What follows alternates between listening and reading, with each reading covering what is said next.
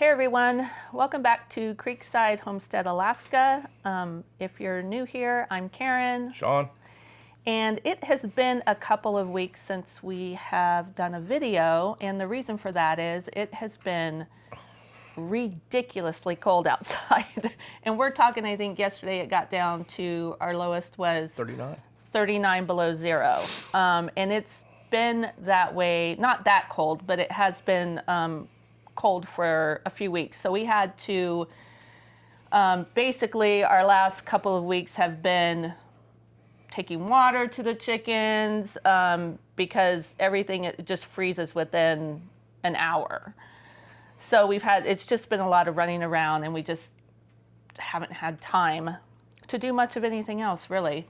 Plus we had the holidays. We did have 3 of our adult children here for a little bit, so we just kind of took a break from everything and just enjoyed our time with family. So, but we're back, and we figured it would be a good time. It's still cold outside. It's actually 5 below now, so it is trending warmer.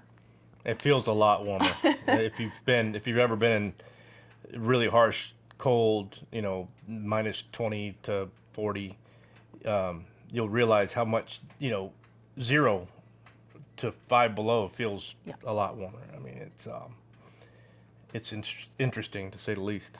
Yeah, you have to get completely geared up just to go outside for 5 minutes to take care of the animals. So anyways, but we figured that it would be a good time. We've been talking about what we want to try and accomplish on the homestead for 2026.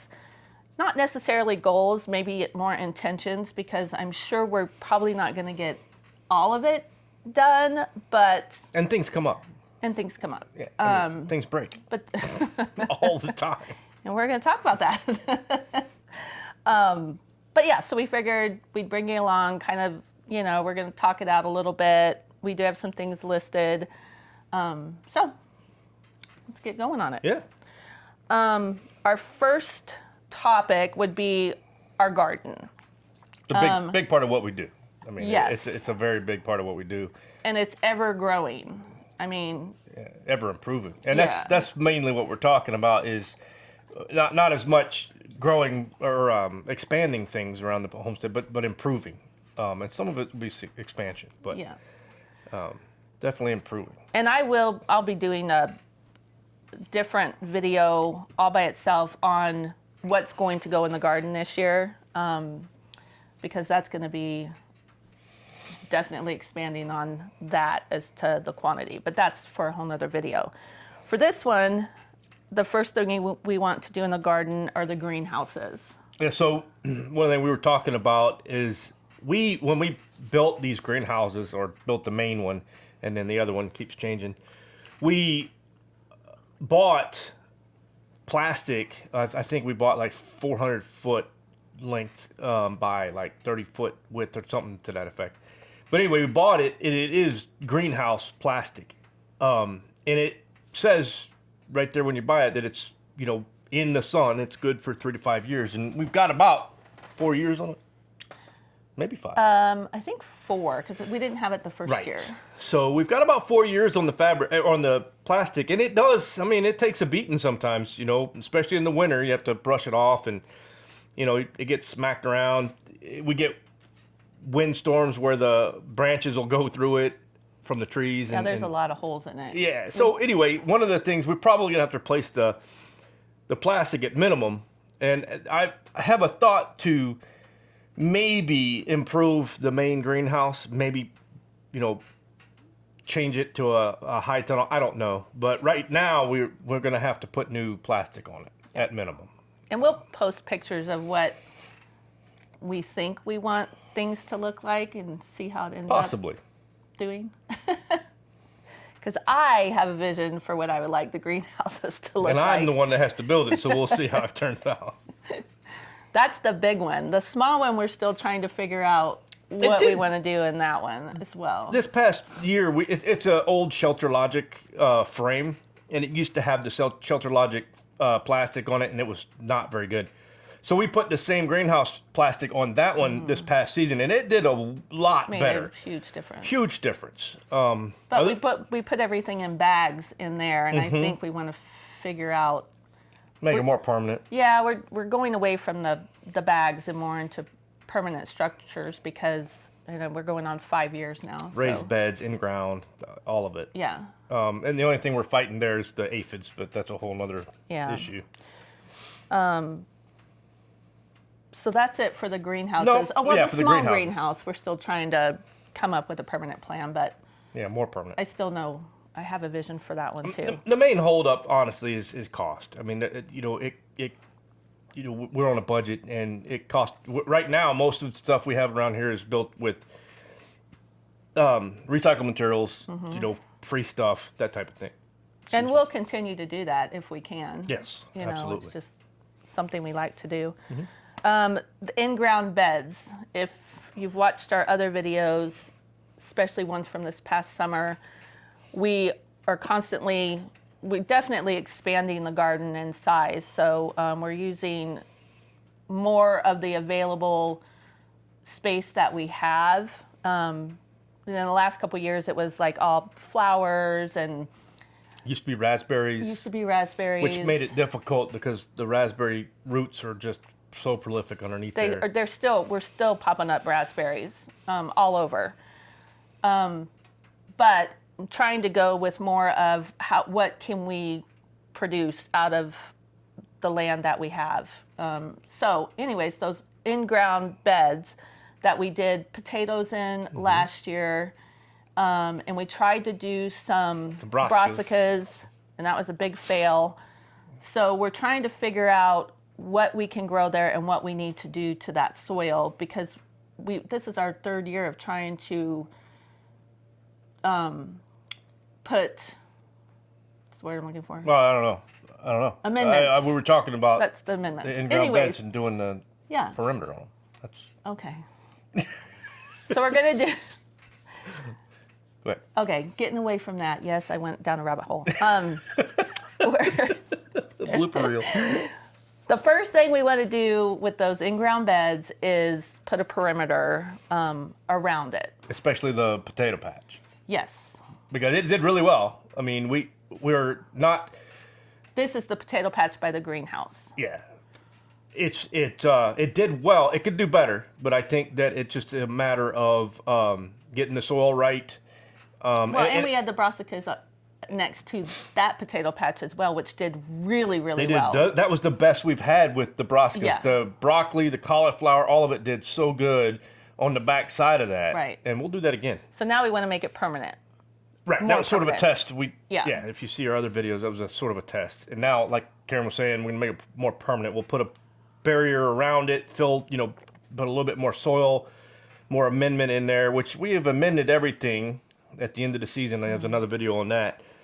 But we're going to make those more permanent. We're still figuring the one out, but we'll. Yeah, and we need to build up that too and make it a little more permanent, but that's a whole nother video in and of itself. And then we also want to build some new planters. Again, this goes back to the bags, trying to get away from the bags more. And Along the front of the fence. and last year we did all of the bush beans in there. So where those were, and I think we have a video of that, so I'll post where they were, and then what my vision for the planters are going to be. So that's the garden. And that's really, I think, it, because nothing needs to be done to the she shed. There's no more expansion that we need to do with the garden necessarily. We're just more permanent and improving what we got going on. Yeah. Well, I'll go and pick up another load of topsoil, amend it, mix it. Yeah, but as far as the infrastructure goes, that's it. That's about it. And then firewood. So just improving our firewood storage and getting firewood. We rely heavily on firewood because we primarily heat the house with firewood, and the garage, when it's this cold, we run the wood stove in there also. So anyway, one of the things I'm going to do is more storage. I'm going to build another storage onto the pole barn. Probably film it. It won't be that big a deal, but I just need a little bit more storage that's accessible all year. So I'll build more storage. And then the bucking table that I have out there, I need to rebuild it because it's kind of falling apart. Again, it's built with all recycled stuff, and some of it's just, tree stumps and that type of thing for the legs. So I need to redo that, and I will do a video on that, probably take it apart completely and rebuild it. But that's a huge improvement. Having that bucking table keeps me from bending over all the time, able to buck a log and go straight to the splitter. And then, speaking of logs, most of the time I'm out in the woods, whether it be a friend's property or whatever it might be, getting the trees that felling the trees, limbing them, dealing with the slag. Takes a lot of time. It's a lot of time, and it's a lot of wear and tear on my tractor and me. So my idea this year is to actually, there's people out here or close by that sell, between 10 and 15 cord loads of logs, full size logs, and they deliver.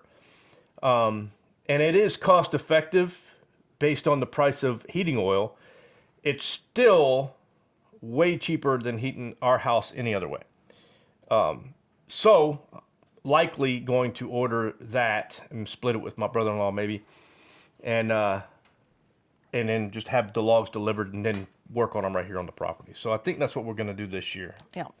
And that's pretty much it for firewood. This year this past month, we 6 have weeks. 6 weeks. Yeah. We have gone through a lot of wood. And I even see people in the area already asking people if they have wood for sale, firewood for sale that's seasoned. And if it's only, second week of January and you're already out of firewood, it's going to be a rough winter.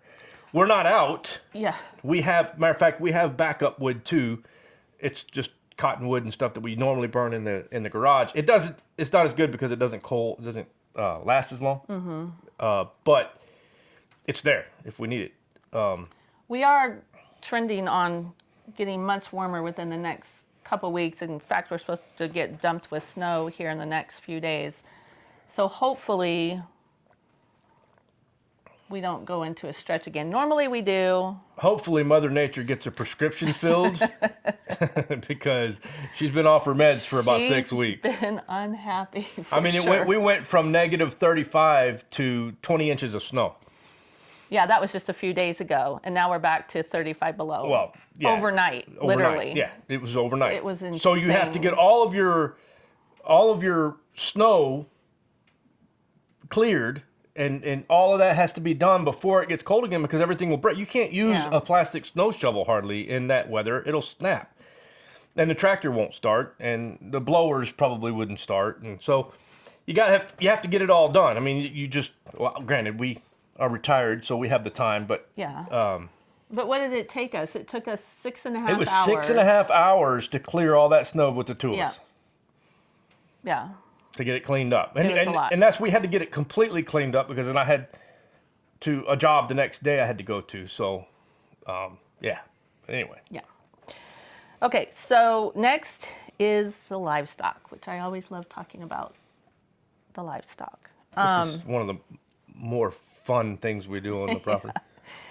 So I think in our last video, I don't know, a couple videos back, we've talked about our goats.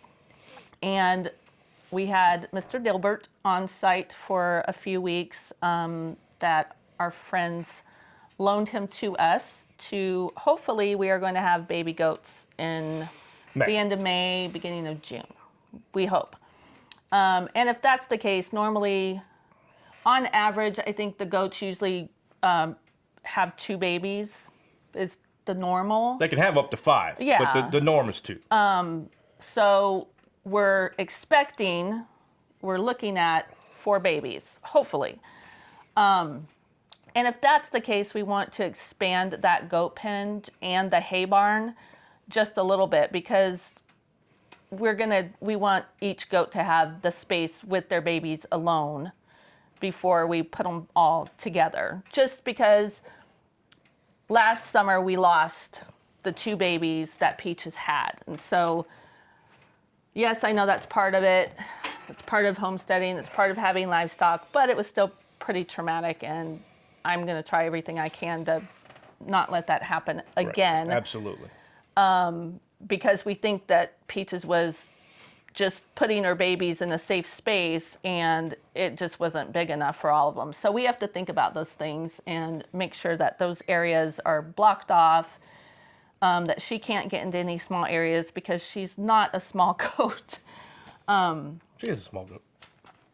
She's maybe wide. She's not a small Nigerian dwarf. So anyways, we want to have widen up the area for milking and have that be in a permanent spot instead of constantly having to move the milking station. And then have all of the hay and stuff accessible by itself instead of having to go into the milking station to get to the hay and the feed and stuff. So that's one thing. Yeah, basically what she spent a lot of time talking about was expanding the hay barn and the goat pen. And then, like, you know, better infrastructure there. It just to make it easier on us and the goats.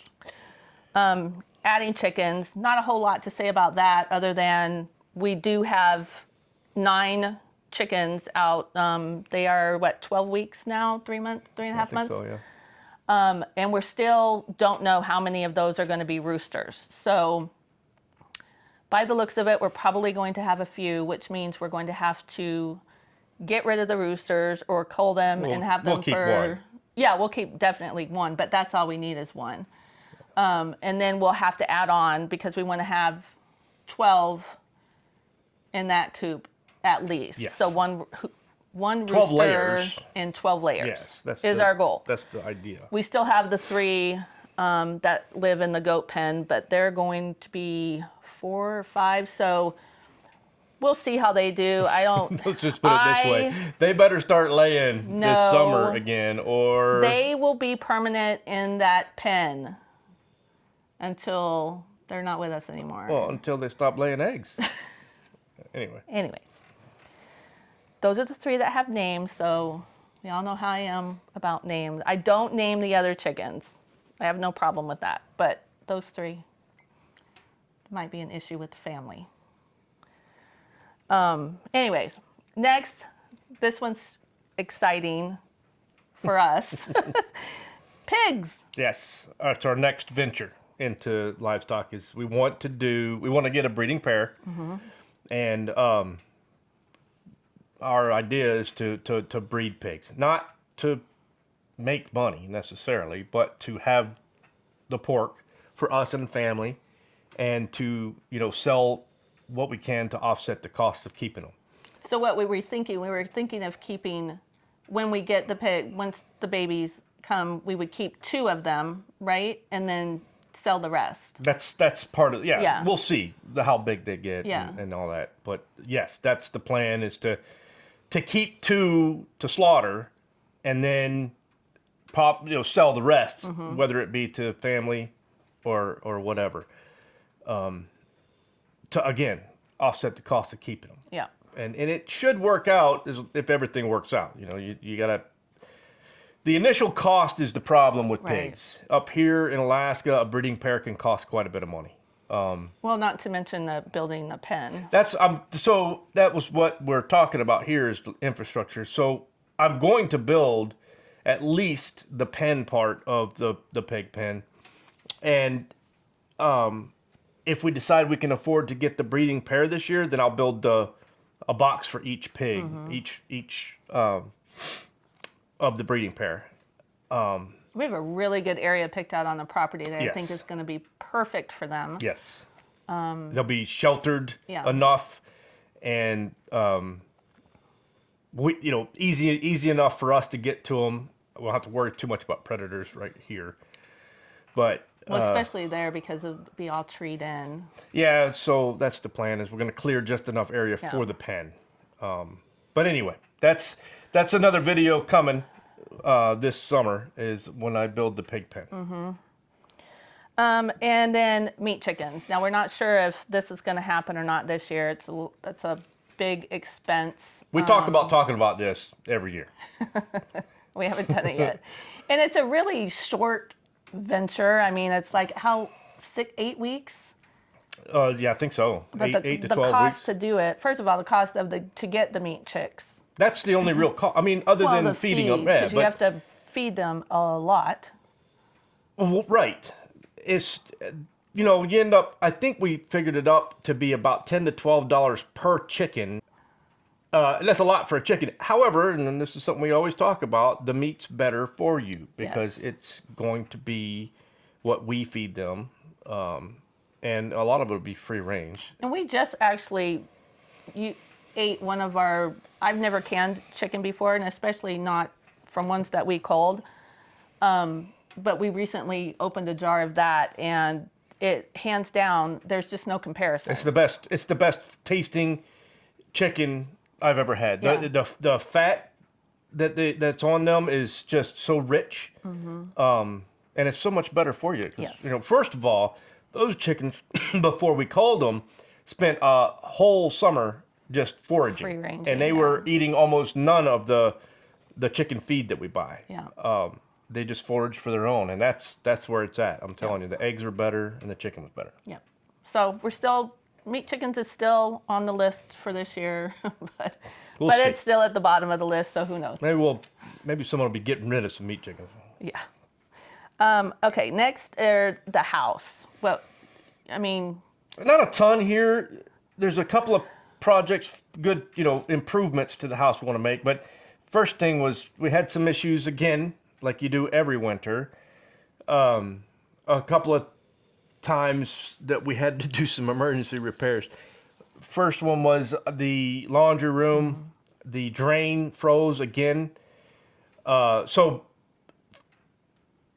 rewind a couple of years, or last year, we were having problems with the supply lines to the washing machine freezing. I figured out what the problem was, and it was where the pipes went through the floor into the crawl space. They were a lot of cold air coming up through there, and that froze the pipes. So I fixed that by insulating and using spray foam. And then I guess what happened was the drain did the same thing. It just kind of, the cold air moved back to where that was coming through the floor. And we had a little bit of a flood. Well, we had a flood this winter where we ran the wash machine, and when it tried to drain, it overflowed. So I had to rip everything out of the laundry room. Long story short, tore the wall apart, insulated. Now that's fixed. These are things that happen every year, depending on how cold it gets, or the cold, warm trend back and forth can wreak havoc too. So anyway, part of that is an Arctic entry. well, right. So what was the fix for? So our entryway gets really cold, Yeah. and it's the difference between back there and up here by the wood stove is so night and day. So Karen did something this year. So we have an entryway, and then coming into that entryway, we have another,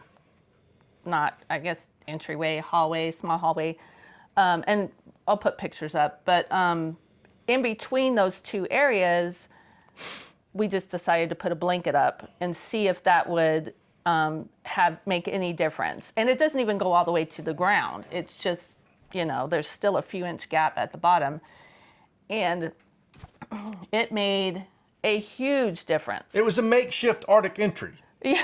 The first room that you come into where the jackets and shoes and everything go, that there's nothing in there that can't freeze really. Yeah. So putting the blanket up wasn't a big deal. Right. So now we're going to have a permanent solution, and we're going to actually enclose our front porch and make that the Arctic entry, so that when you actually come into the house, it's not freezing cold. And then we're going to be able to put a freezer out there that's now in the laundry room, which will open up more space in the laundry room. So that's a huge project for the year. Yeah, it's a big one. But I think it's going to make a world of difference with heating this house. Based on this test we did with just a blanket, Yeah. it's a no-brainer. It should help eliminate that transition cold area right Yeah. there So by making a cold area. And we're going to leave the door as is. Yes. And then enclose, and then have a main door coming into the Arctic entry, which will be the entrance to the house. Yes. So if I can find a picture of what we're thinking it will look like, I'll post it. Probably won't find that. And then another very exciting one, which we're going to get started on, I think maybe this year. I don't know if we're going to actually be able to get started on it or not. It's expensive. So we have a little area outside of our mezzanine upstairs. Upper deck. And yeah, upper deck. And we do not use that. I think we've used it 2 or 3 times, and it's actually, I've used it more for growing and a holding area for pots and stuff like that more than I've ever sat out there, because shortly after we moved into this full time, Sean expanded the deck outside to what you see now. And so we want to turn that into my craft room, because now my craft room is also a spare bedroom for when the kids come home. So I'd like to make that a dedicated bedroom, and then this craft room will open up a ton more space, much more space. Yes. And it's going to have big windows in it.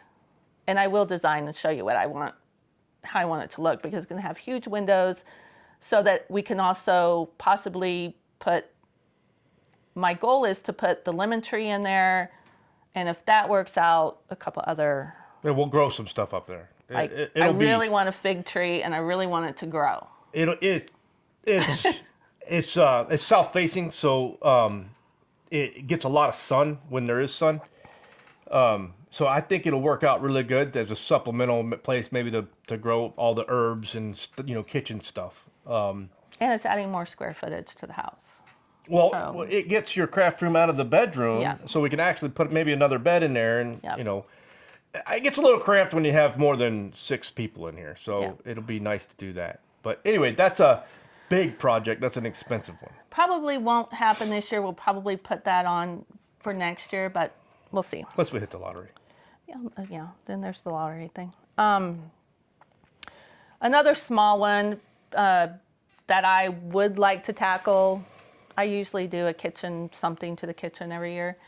I want to expand the countertop space just a little bit and actually add a dedicated dough area, because of how much baking that I do. I need to get a granite slab or a granite countertop or whatever. So we're going to possibly expand that, which I don't think that would, cost-wise be too much. But that's just one little thing that I would like to do.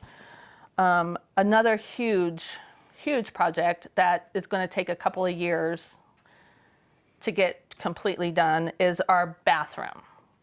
Haven't shown you pictures of the bathroom, I don't think.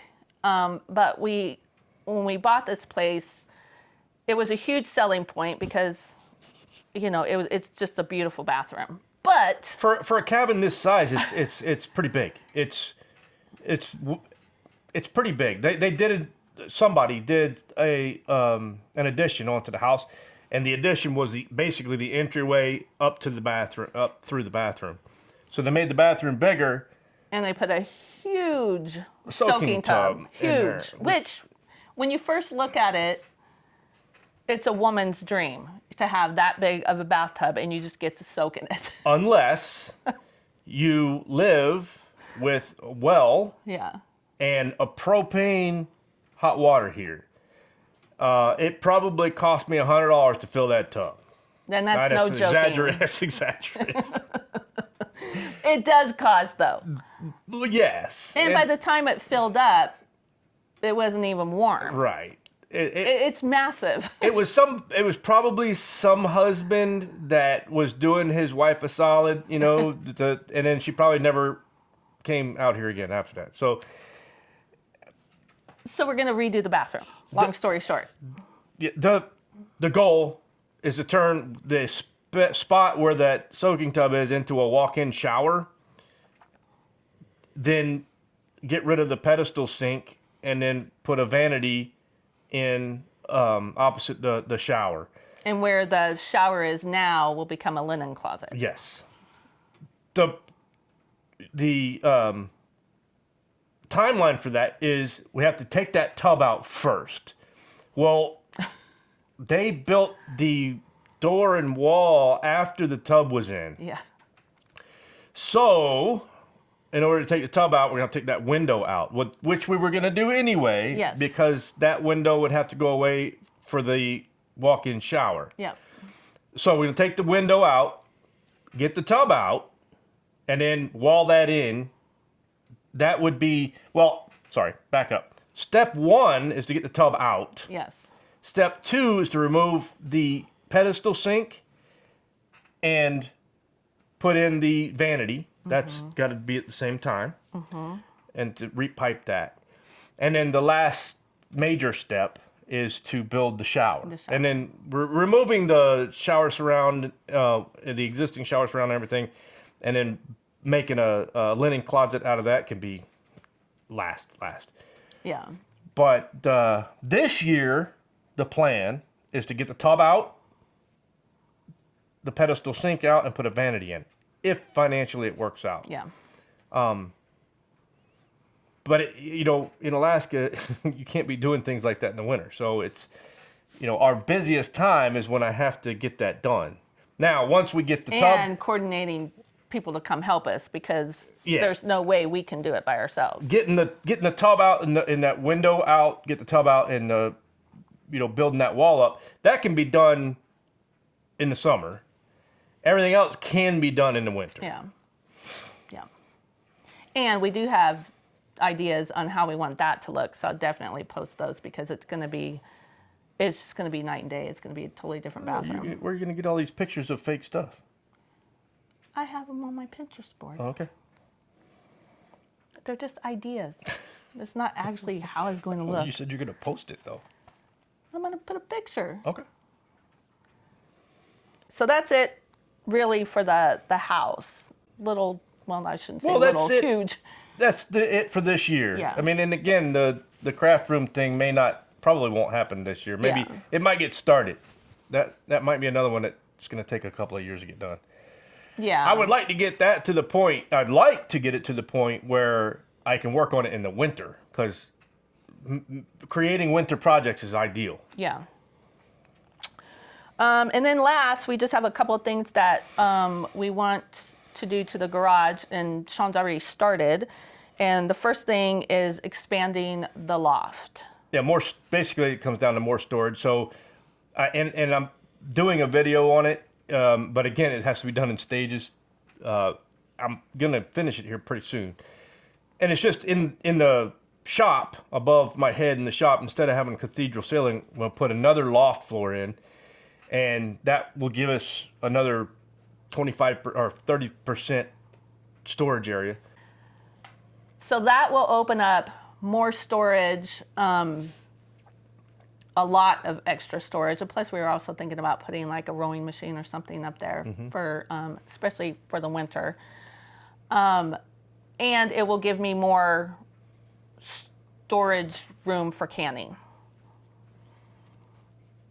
because that's ever growing. I mean, if you can stuff, you have it in basically Every nook and cranny. everywhere. That it's just a good. That new loft will take things out of the other loft into there, and then be able to have more space for canned goods. Yeah. So that's the loft, and then you want to put garage mats down, which I am actually looking very forward to Yeah. this. So in our garage, we don't have a functional drain in there, and we do park all winter. Both the car and the truck are parked in the garage. One, it's less wear and tear on the vehicle. It's way better for your vehicle, and because we keep it heated anyway.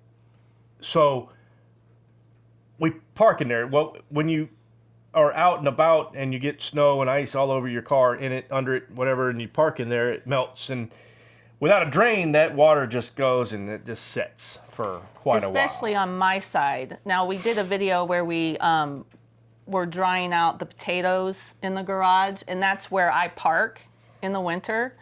And so that's also where we store our carrots and potatoes, and it just becomes one big, huge puddle. Garage mats, basically, they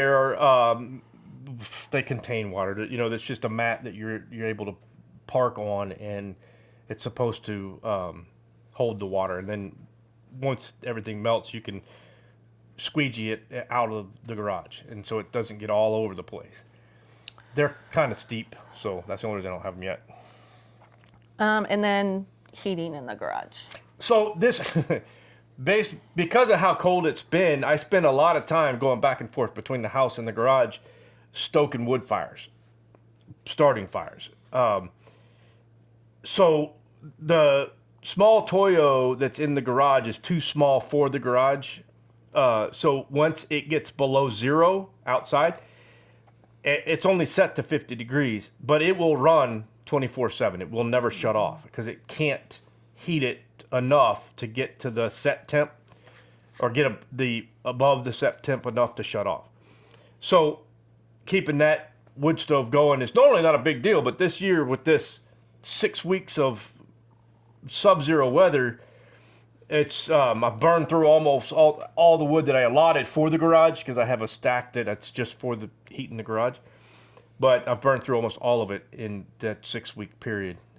So if I can run across a good deal on a bigger Toyo, I'll buy a bigger one. Right now, the smallest one that they made when they made them, that version of it, it's the smallest one that's in there. So we need one that's more like the one that's in the house. And that was our thought process, is to put that one out in the garage. If we bought a new one. If I bought a new one Toyo, yeah, we would put that in the house because obviously it's more critical, and then put the house one in the garage, and that would hopefully do it. We've gone through a lot of resources in this cold snap. Mm-hmm. I don't even know snap. But it's been a cold snap. But we've gone through a lot of resources between wood, heating oil in the garage. I think we've gone through 100 gallons plus. But it's a strain on resources. So yeah, it might be cost effective to do that, but it's expensive. Toyos are expensive. Yeah, but just so you know, if you're rural and you don't have access to natural gas and your electricity is as expensive as it is here, the heating oils, the Toyos, are extremely efficient. They are the best thing you can get for a rural area out here. Everybody out here has them. And ours is back up because, as you can see behind us, that'll turn on in the For the morning when wood this runs out of heat because it's 35 below outside. But that's pretty much that. yeah, I think that's I know that's a lot. It's pretty lofty for what we want to try to accomplish this year. In addition to growing in the garden, that's going to be huge too, as it is every year. Yeah, that doesn't count the normal, garden. I mean, we're so busy in the summer. Yeah. But this is every year. We may not make a list every year, which I probably should. But typically, I have a pretty good list in my head of what needs to get done. I don't always get it done. I rarely get it all done. Yeah. Because again, things come up, and maybe we'll go on vacation, we'll go fishing, we'll go camping. Well, yeah. We try to have fun. We do have fun. We enjoy doing this anyway. We do have that week in July to where we dedicate to salmon, dip netting salmon. If you saw that video, that was pretty epic this year or last year. Yeah. So we always have that in mind, but then we'll just see what else comes up, and it'll be nice to see what we actually get done. Yeah, because of Alaska, you have to get anything outside needs to be done in the 4 short months that you have. I mean, you might have 5 months, to be wet for some of it, but you have to wait till the ground thaws before you can dig a hole. And that's June, usually. Usually June. Yeah, that's when it starts. I mean, so you can get things done in April, May outside. Yeah. But not if you dig a hole. And not if, well, it still gets cold. It still would snow. Right up to mid-May, I've seen it. We've had it snow, but so yeah, we have to do this. We have to try to get a lot of this stuff done in those 3 to 4 short months of summer, and and then you turn around in the winter and you basically just fight the cold.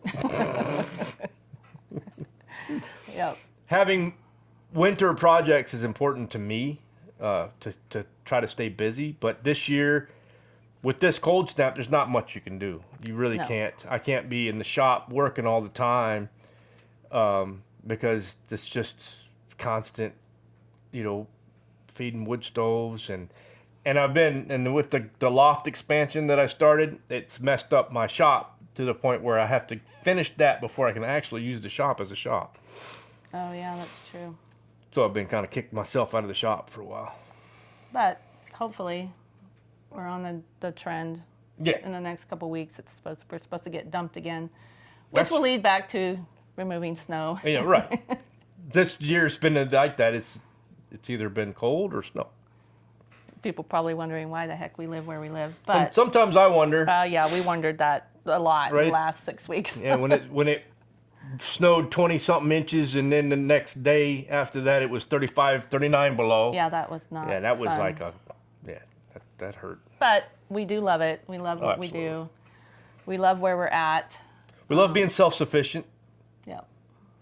We love and not. we're getting closer to that every year. We love not having to really rely on other entities to take care of us.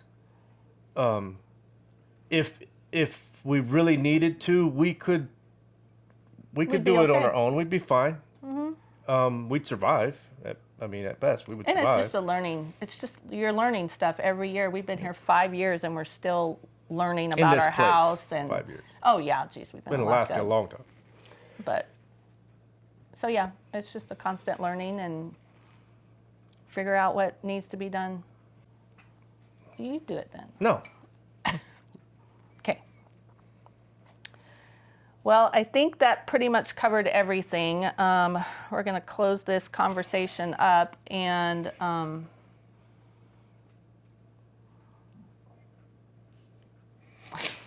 lost it. Okay. Oh, Lord have mercy. What is it? Okay, got it. Okay. All right, well, that pretty much wraps it up. We're going to... Shit. You'll make it? Yes. Well, I think that's pretty much everything. We're don't want to bore you with a bunch of talking head stuff, but we did want to do this, and we've been holed up for a while now in this cold, so we wanted to kind of get something out. Sorry there hasn't been a video out recently, but that's just the way it is sometimes. Yeah. I can only show you so many times us freezing outside. So, but this is pretty much everything we wanted to try to get done for 26. We may or may not get there. Things might change. We might actually have another project when something breaks or falls apart. But we'll bring you along for as much of it as we can. There's several videos coming up that hopefully y'all get a chance to watch. And if you made it this far, we appreciate it. Like, subscribe, all the normal stuff. Yeah. And we appreciate you watching. Thanks for watching, everyone. Bye.